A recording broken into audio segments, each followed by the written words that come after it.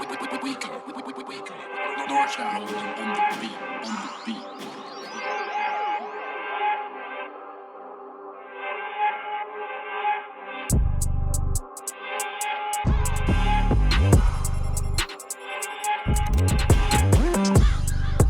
this is Coach Coventry again for an OHSF all-decade team member we're adding to the list. He's a very important linebacker to this list.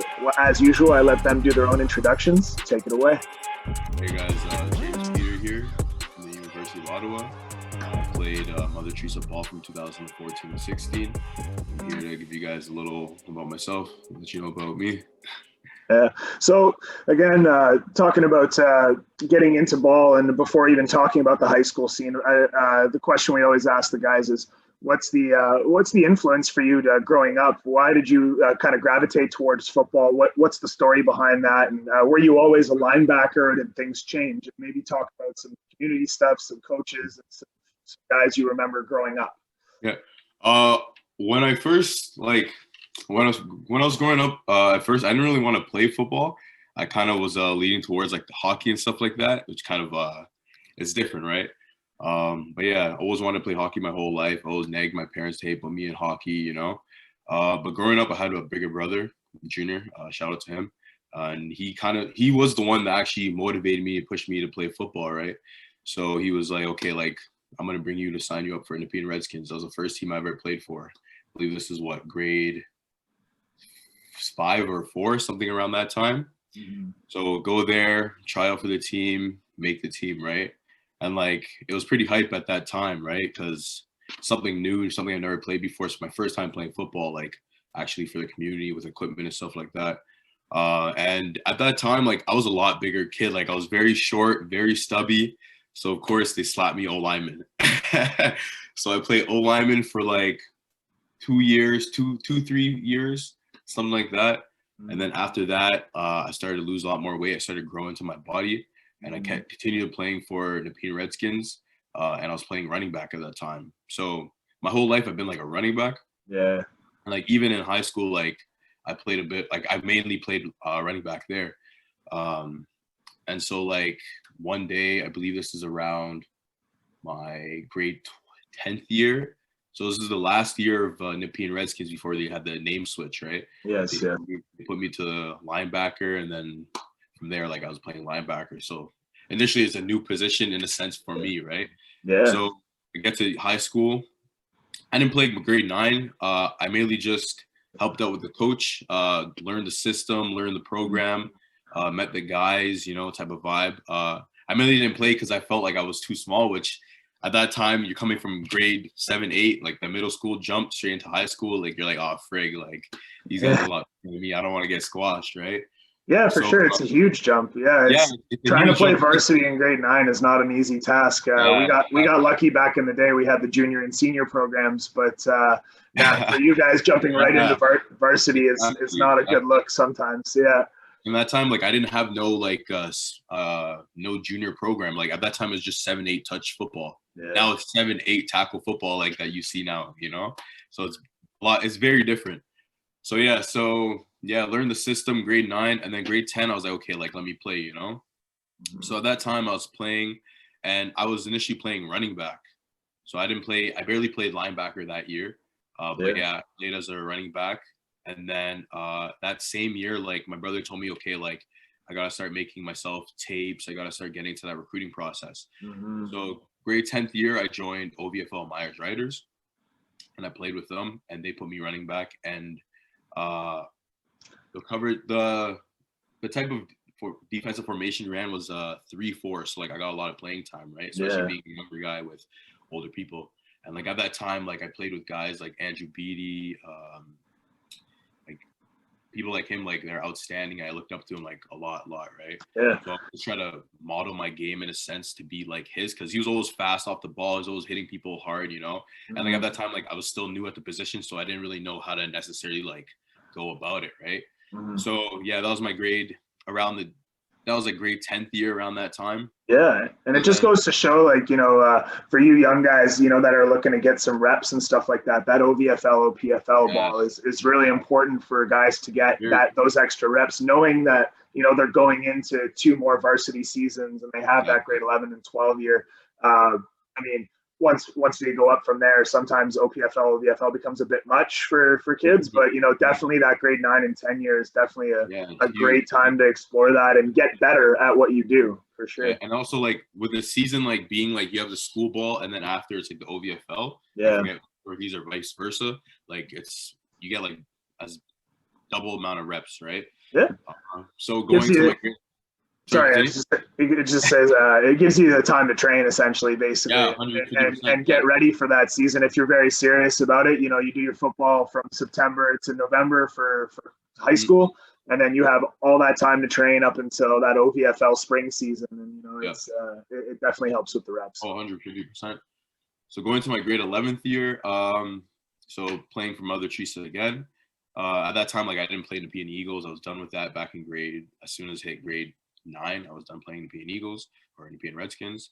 But yeah, so playing for Mother Teresa, I played running back again, but like I played both ways. So I played running back and linebacker. So I was always on the ball, like always on the field and stuff like that. So at that time, like, I was able to actually like fine tune my game at playing linebacker. Cause like I've always known at that point, like I'd end up being a linebacker, right? Like regardless where I go, I always wanted to play linebacker in a sense. Did you gravitate towards linebacker? Did you have fun hitting guys, or what was the thing about linebacker that it was like, yeah, you know what, I can see myself doing this for a while? Me, like, I feel like linebacker, like, with the knowledge I had at running back, like knowing what holes to hit, linebacker is like the same thing, right? So being a linebacker, I felt more free to like go whatever side. And me, like, I played middle at that time, so I was free to go strong side or weak side, right? And like at that time, like my speed picked up, so I was able to move like both sides of the field like very fast, right? So like it was a lot easier for me, and like it just felt like natural, right? I felt like myself, and it's not like I don't like being hit. Like, I like being hit. I like hitting people, right? It's not that type of vibe. Yeah. But yeah, it's like linebacker was just it for me, So yeah, I played both ways, and then like I started fine tuning and finding myself in a sense, and basically just learning and picking up the position. And who was your defensive coordinator at Mother Teresa? Who was helping you out there? Who gave you some tips? At that time, it was I forget his name. It was still Curry.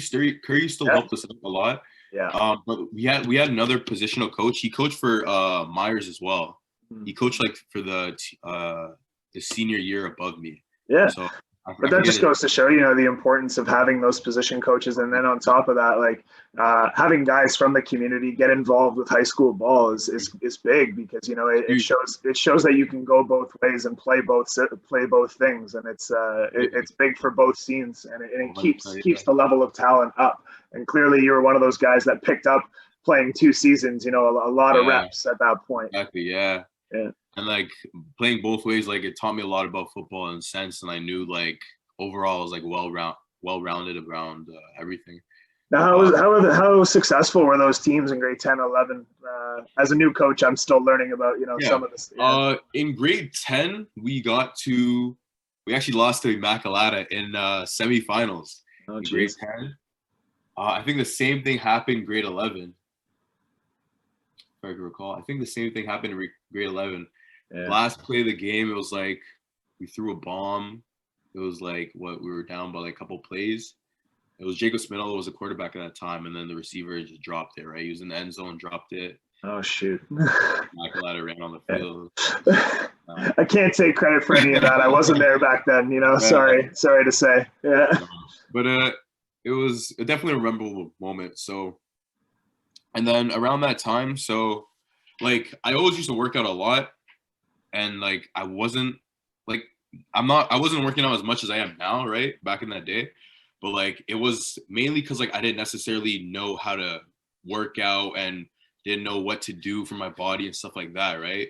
So within that grade 11 year, after the season, I actually took the time and I basically just like did a bunch of researching about like, okay, proper diet plans, how to eat well, how to work out well, right?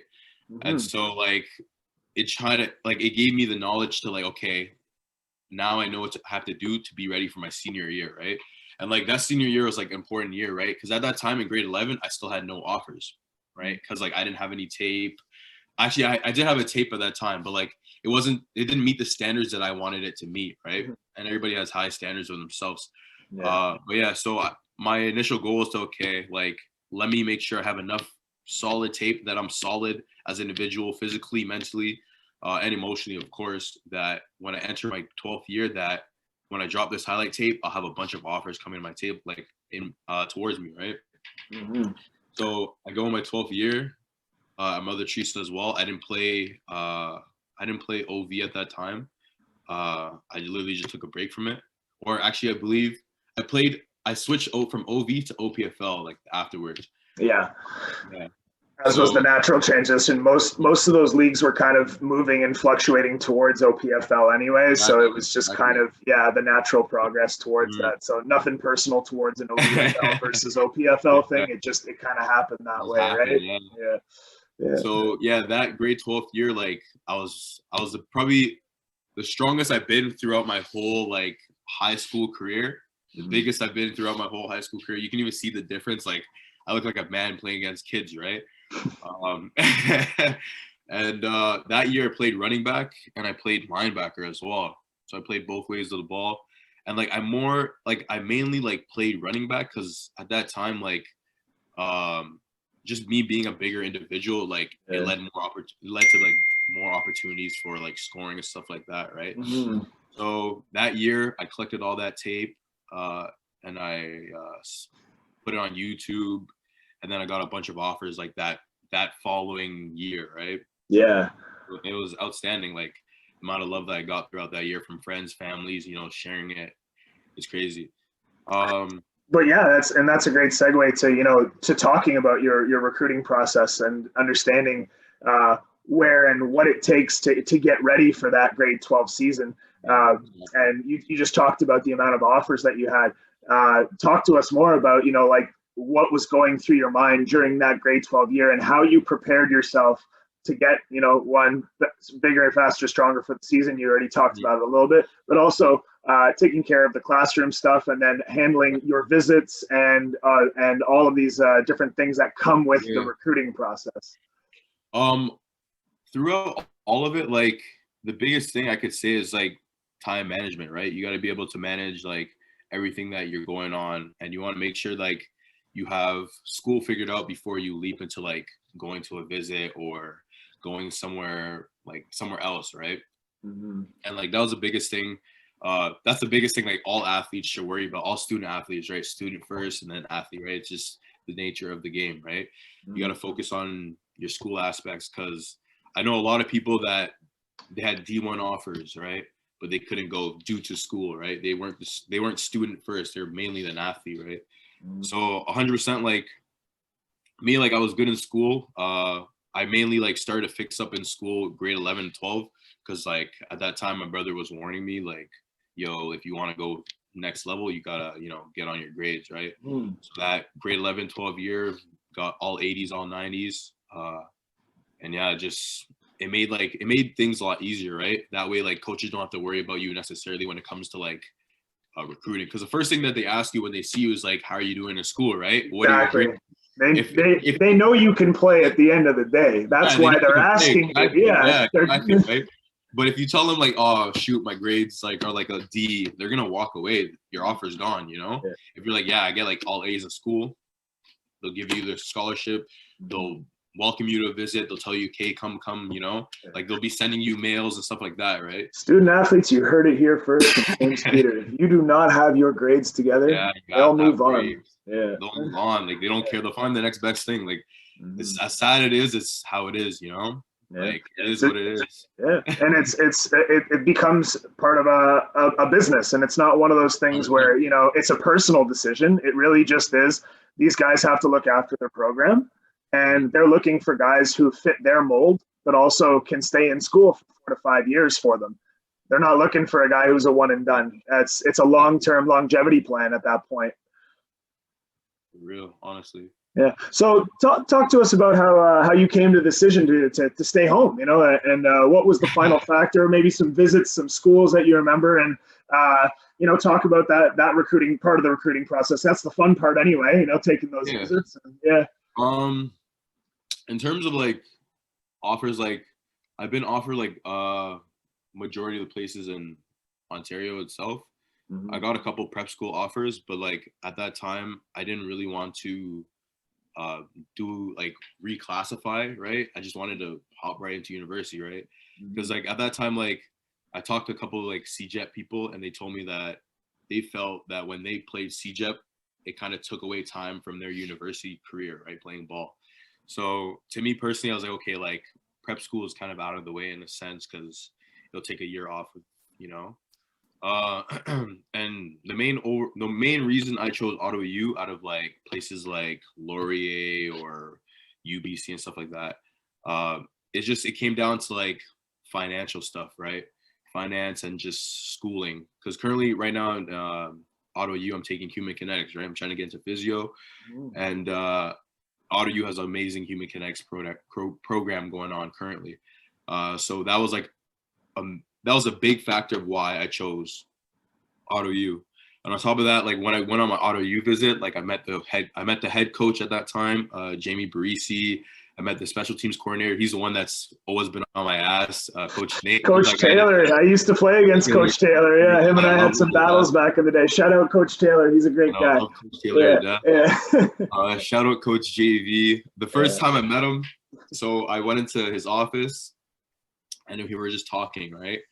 And he always has Tim's on. I don't know why. He just loves having Tim's on, right? And a moment throughout the whole thing, I was like, okay, like I'll see you later, coach. And like he gave me like a pat, not like a pat on the back or like on my shoulder, but like when he gripped it, it was like a hard grip, like a dad, like if your dad like grabs you, like, it was like one of those, And I was like, geez, like calm down, I was a small kid at that time. But like just like the whole interaction, like those type of stuff, like made me feel like home. I was like, okay, like this is actually the school, like nothing down to like other like universities that I visited, but like that made me feel at home, just those three selective guys themselves, and it just made me want to play for them, right? Yeah.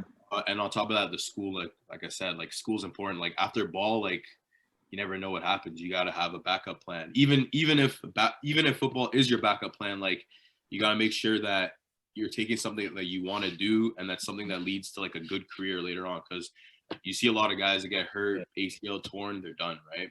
Absolutely. It's the same sense that happened to my brother. Like he was playing CFL. Well, he was going to it was not Blue Bombers. Frig, I forget the team name.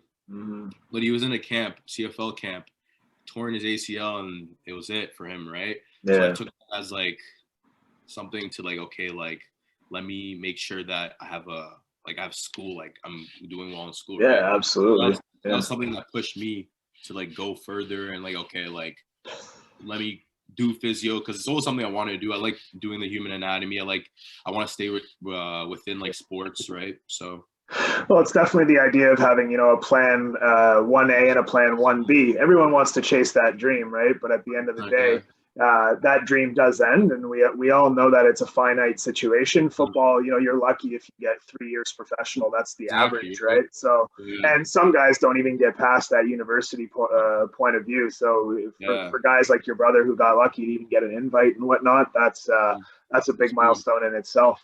And for you, I'd love for you to speak more about ending up at Ottawa U and what that transition was like, going from high school ball to being a freshman in a university campus. Was it an eye opener or something that you just jumped into? Huge.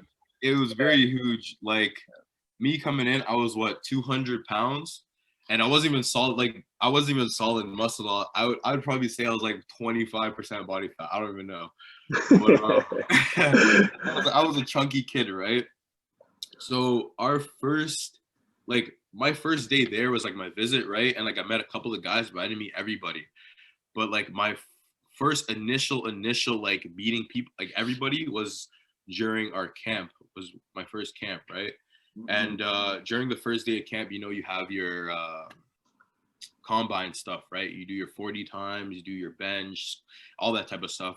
So we get down to HPC. That's like our gym that we call, and it's me and my boys that now me, Emmanuel, Tristan, Oladejo. These are like one of them. Tristan's a Oshawa guy, but the rest of them are all cool guys, right? Well, Oladejo, we're dropping this thing later, this video, but he's on the list. So shout out to CEO Oladejo. Add him on Instagram.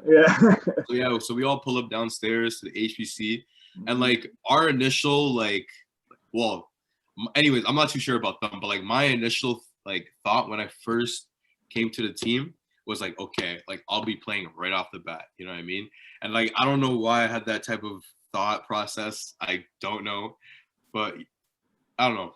But like, yeah, that's what I thought. I was like, okay, like I'll play right off the bat. I'm gonna go in there. I'm gonna shock everybody. Like I'm a strong individual in my eyes, right? So get down there, you see everyone, right? I see Jackson Bennett. I see Kadeem.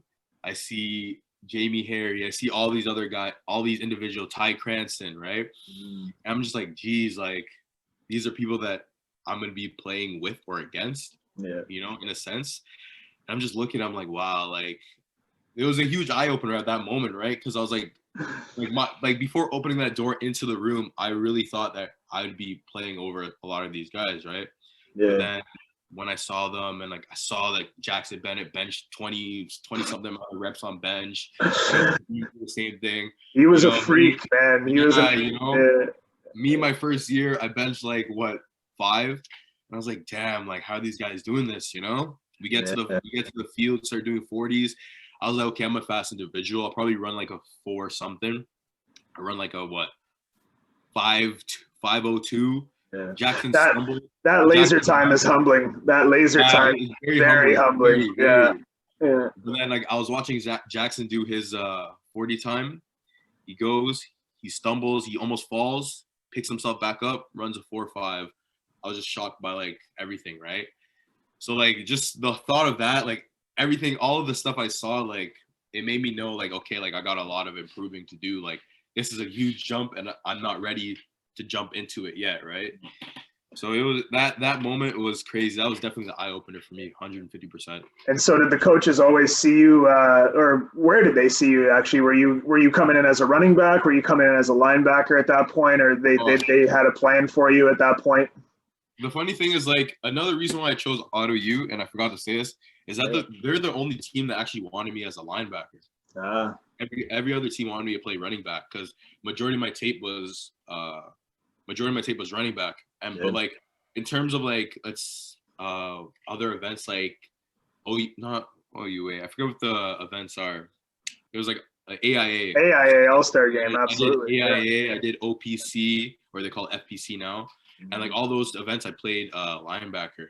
And all the time, like every time I played, like Ottawa U always saw me play like linebacker then, right? So I guess like that was the main reason why they like, okay, like a complete linebacker type of vibe. But, like every other team wanted me to play running back. They wanted me to be a power back or a fullback in a sense, right? And I didn't want to do that. I was done with my running back days. So I was like, okay, like let me play linebacker here. But yeah, sorry, can you ask the question again? No, you're good. It was definitely about the whole linebacking situation. Ottawa U, coming in your freshman year, they saw you as a linebacker clearly, and that seemed to be the plan. And you can just take it from there, where clearly they wanted to see you as a linebacker, and where did you end up going with that after seeing the Jacksons do what they do, and the Ty Cranstons and whatnot? Yeah, like I definitely wanted to play or continue playing linebacker at that time. It's just like I wanted to fine tune my game to be like Jackson, right? Because like I had speed, but like I didn't have the speed like him at that time, right? And like another guy I looked up to, like my big brother at that time when I first came in, Kadeem, like he had power, right? So I always wanted to take both of those guys and mesh them into one linebacker, and that's what I want. That's what I strive to be, anyways. So like my game, I focus on speed and power, speed, power, strength, all of it, right? Because nowadays, like speed kills, right? That's all the game is now. Like if you're fast, like you're just what they want, right?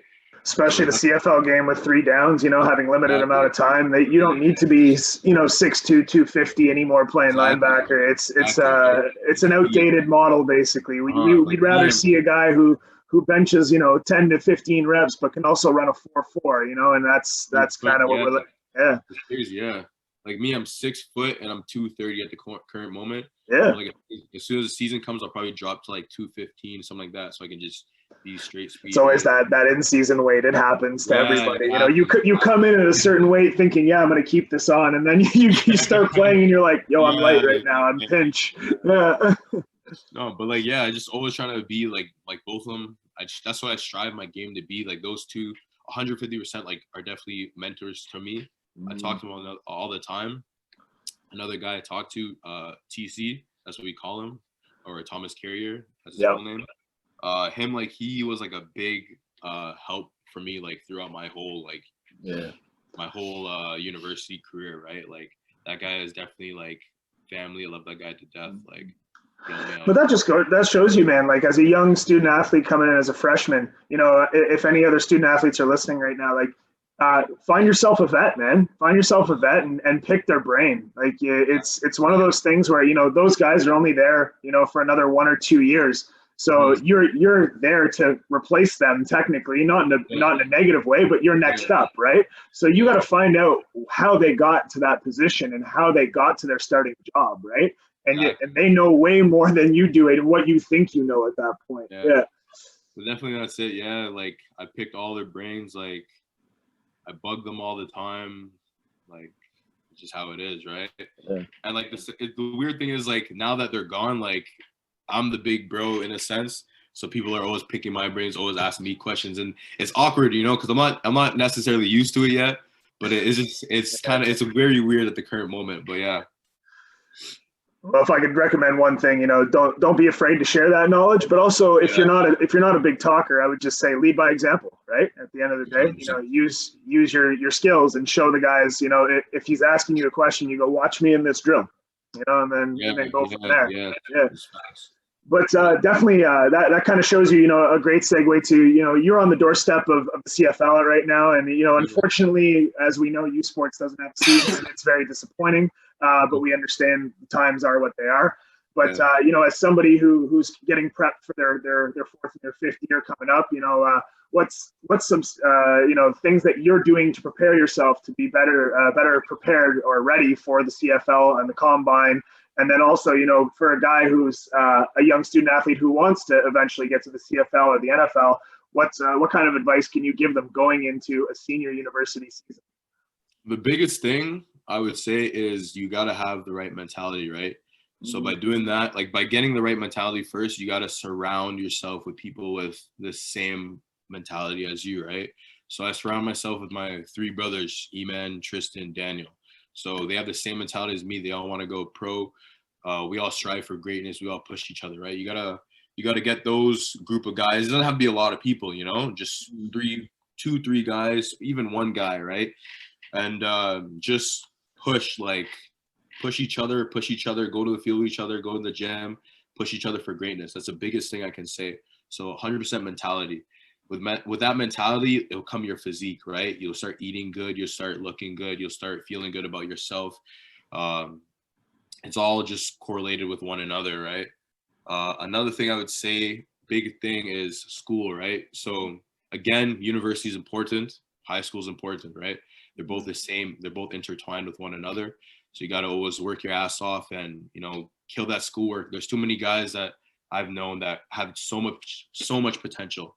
But within that 2 year, they get kicked out of school because they weren't applying themselves, right? Yeah. And that's absolutely a big thing. Like you got to apply yourself in school and what you love doing. Because when you apply yourself in school, you'll apply yourself in football.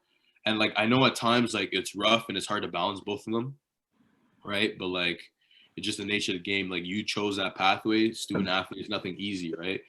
But like 100%, those are the biggest things I could say. Well, they say, in terms of that golden triangle of studies, right, where you have the sport, the school, and then of course, the social life. And one of those things has to go at that point, right? You know, like you said, you chose that life, right? You get 2 of 3. You don't get all 3. All 3. Like I lost my, like, in a sense, like I lost my social life with like a bunch of high school friends. Like there's only a couple of high school boys I actually keep intact with, and we message each other on groups and just see how each other are doing, right? Everybody else, like it's so hard because like there's just so much to do in like such little time, right? So the majority of the time I spend is prepping and like building my team and we build each other together, right? So majority of the time, like I'm with my team, you know, so that's like my social life in a sense, right? It's not like people out from high school that I grew up with, like I don't have the ability to talk to them as often or hang out with them as often, right? Well, the idea is they become your brothers, and you know, during high school, those guys were your brothers, but then you know you've had the privilege to move on to U Ottawa, and those guys are now your new brothers, and the new brotherhood that you formed. And it's nothing to take away from your high school teammates. It's just the eventual evolution of the process. 100%, yeah. Absolutely. And so as somebody who's, you know, currently, of course, in COVID and whatnot and practicing and what does football look like for you right now? So currently with this whole COVID situation, not too good. But like we just started getting back into the gym with 10 people at a time in different periods. But we're back in the gym, working out, pushing each other, you know. Arte is our new motto. It's a Greek word for striving for greatness, which our new coach installed, Coach Marcel.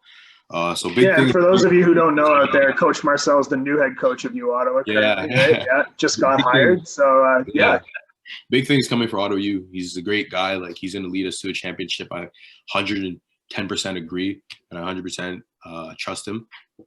So just working out, making sure I'm staying in shape, running, eating good.